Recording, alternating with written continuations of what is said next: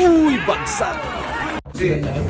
Sa lahat ng available na champion dito sa Japan, I will fight. もうどの選手、sino ang gusto mong player? Junto Nakatani. Left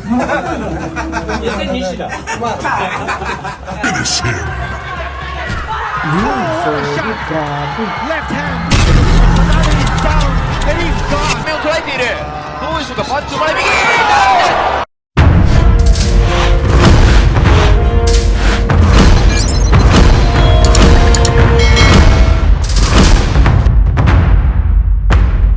General Torias Cavite Philippines OBBF 東洋太平洋バンタム級チャンピオン Kenneth Lavaboy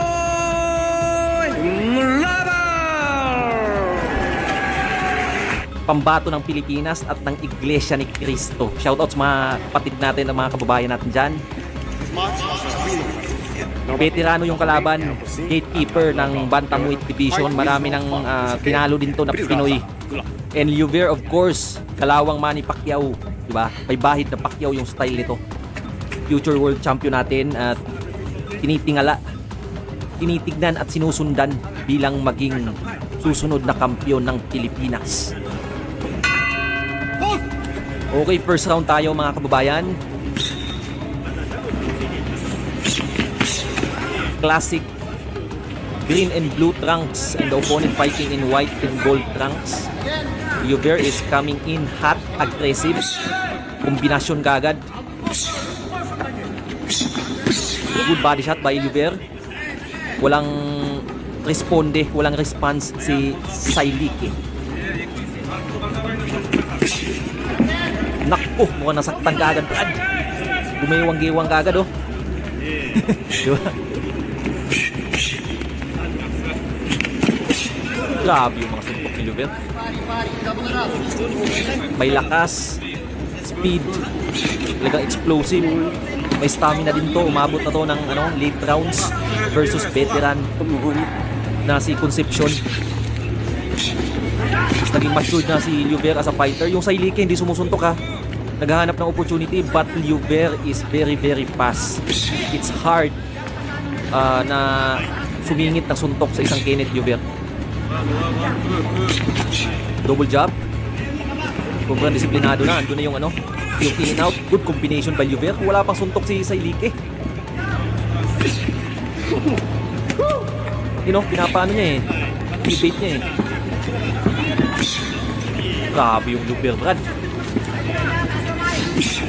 Ako sobrang confident na yun. Pang na talaga eh. Pwede na to pang world title eh. Good counter. Outspeed yung kalaban, outpower, techniques, di ba?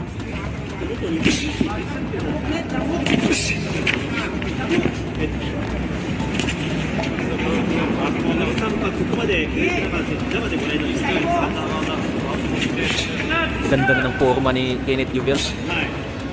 Iba na yung niya, yung stance niya, tsaka yung forma niya talaga, fighting stance niya, medyo matured na talaga.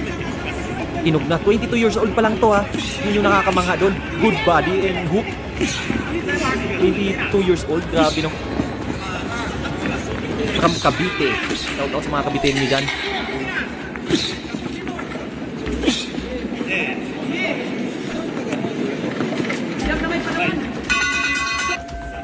Naku, malaki kutob ko. Mukhang tatapusin to dito. Feeling ko talaga ready na si Kenneth Lluvia sa isang world title shot. Or kahit sa man lang, top 10 man lang ng Bantamweight Division. Sana mabigyan next year, 2026. Malaking taon yan para kay Kenneth Lluvia. And tamang-tama, Japanese yung promoter niya, Brad. Japanese yung naghahari dyan sa Bantamweight Division. Ang daming pwedeng ipalapa sa kanya dyan, itapat. Na Japanese na magaling din. Good body shot.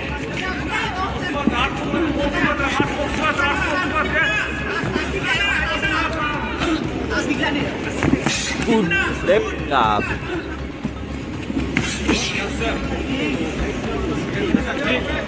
Parang mas nag-improve nga talaga si Lluvia nung pumasok na si Alex Ariza sa team nila. Magandang magandang call yun by Jerry Peñalosa na kinuha nila si Alex Ariza for Lluvia to improve more. Good right.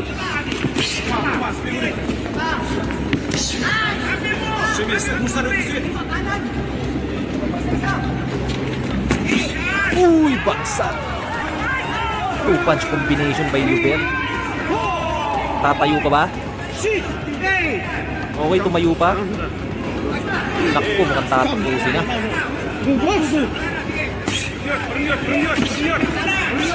Mahaba pa yung time, ha?